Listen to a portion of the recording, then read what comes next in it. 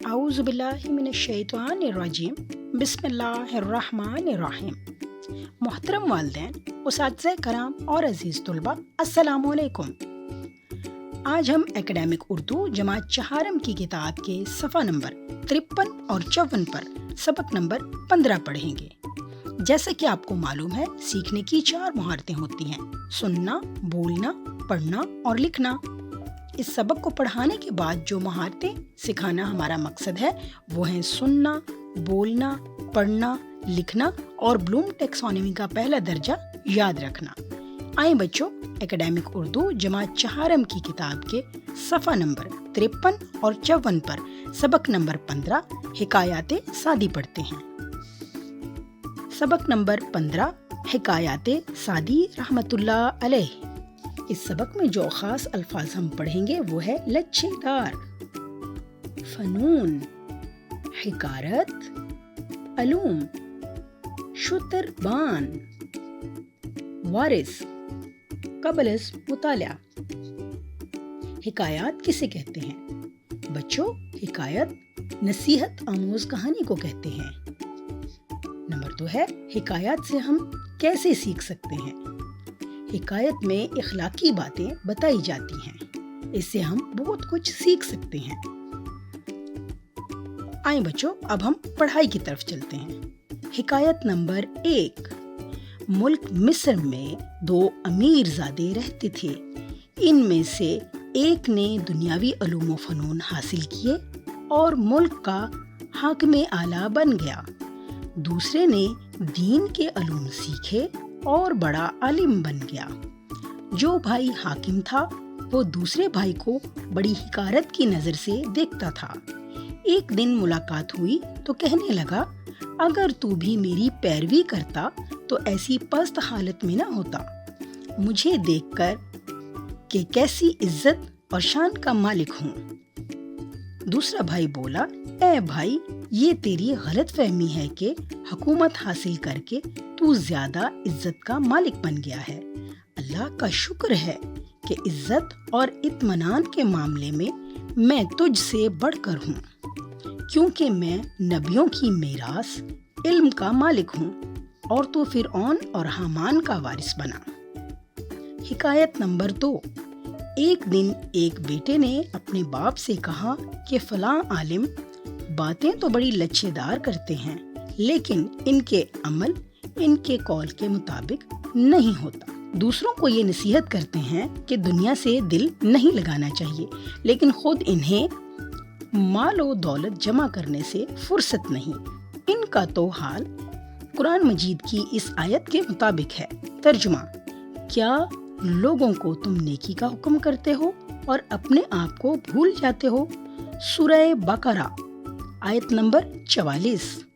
باپ نے کہا، اے بیٹے، اس خیال کو ذہن سے نکال دے کہ جب تک کوئی عالم با عمل نہیں ملے گا تو نصیحت پر کان نہیں دھرے گا۔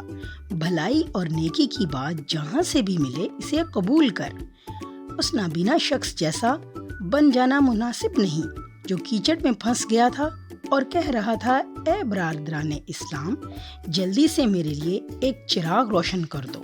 ایک خاتون نے اس کی یہ بات سنی تو کہنے لگی، جب تجھے چراغ ہی دکھائی نہیں دیتا تو اس کی روشنی سے کس طرح فائدہ حاصل کرے گا؟ پھر کہا، اے بیٹے، نصیحت دیوار پر بھی لکھی ہو تو قابل قبول ہوتی ہے۔ صفحہ نمبر 54۔ حکایت نمبر 3۔ ایک بار میں مکہ کی طرف سفر کر رہا تھا۔ مسلسل سفر کی وجہ سے بہت تھک چکا تھا۔ جب وادی مکہ میں داخل ہوا تو اس قدر تھک گیا تھا کہ ایک قدم آگے بڑھانا بھی دشوار تھا۔ چنانچہ میں نے شتربان سے کہا، بھائی، میری حالت تو بہت خراب ہے۔ تو جانتا ہے کہ میں نے اس سفر میں کتنی تکلیف اٹھائی ہے۔ میں کچھ دیر آرام کرنا چاہتا ہوں۔ شتربان نے کہا کہ مکہ مکرمہ تیرے سامنے ہے اور ڈاکو تیرے پیچھے۔ اگر تو کسی درخت کی ٹھنڈی چھاؤں میں سو گیا تو کچھ نہیں کہا جا سکتا کہ تیرا انجام کیسا ہوگا۔ سفر کی تھوڑی سی تکلیف اور اٹھا لے گا تو اپنی منزل پر پہنچ جائے گا۔ ہمت ہار دے گا تو تباہی کا خطرہ ہے۔ تھوڑی سی تکلیف اٹھانے سے ہمیشہ کی راحت ملتی ہے۔ حکایت نمبر 4۔ ایک مرتبہ کا ذکر ہے کہ ایک مسافر اچانک اللہ کے نیک بندوں کے حلقے میں پہنچ گیا۔ ان کی اچھی صحبت کی وجہ سے اس کی بری عادتیں چھوٹ گئیں۔ اس نے اچھی اور نیک عادتیں اپنا لیں اور نیکی میں لذت اور اطمینان محسوس کرنے لگا۔ اس کی زندگی میں یہ انقلاب بہت خوشگوار تھا، لیکن حاسدوں کے دلوں کو کون بدل سکتا ہے؟ اس شخص کے مخالفوں نے مشہور کر دیا کہ اس کا نیکی کی طرف راغب ہونا صرف دنیا کو دکھانے کے لیے ہے۔ اس بات سے اس آدمی کو بہت صدمہ پہنچا۔ چنانچہ ایک دن وہ اپنے مرشد کی خدمت میں حاضر ہوا اور سارا ماجرا بیان کر دیا۔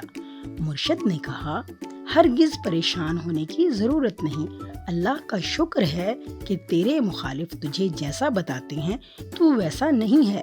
صدمے کی بات تو یہ ہوتی کہ تو برا ہوتا اور لوگ تجھے نیک اور شریف بتاتے۔ بچوں، بعد از مطالعہ ہم پڑھیں گے، اگر انسان ہمت ہار دے تو کیا نتیجہ نکلتا ہے؟ باپ نے بیٹے کو کیا نصیحت کی؟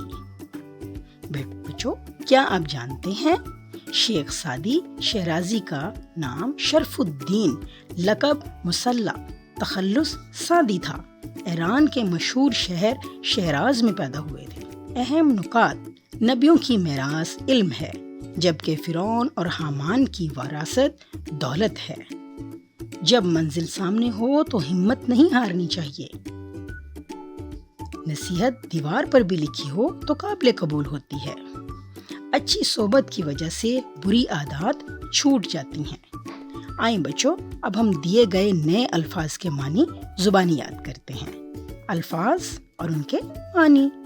امیر زادے، اس کا معنی ہے امیر آدمی کے بیٹے۔ فنون، اس کا معنی ہے فن کی جمع ہنر۔ الفاظ اور ان کے معنیوں میں ہے حقارت، نفرت، انقلاب، اس کا مطلب ہے ہر چیز کا بدل جانا۔ فضل و کرم، اللہ کی خصوصی مہربانی۔ شتربان، اس کا معنی ہے اونٹ کو ہانکنے والا۔ عزیز طلباء، یقیناً آپ نے اس سبق کو سن کر بہت کچھ سیکھا ہوگا۔ اگلے سبق تک کے لیے اللہ حافظ۔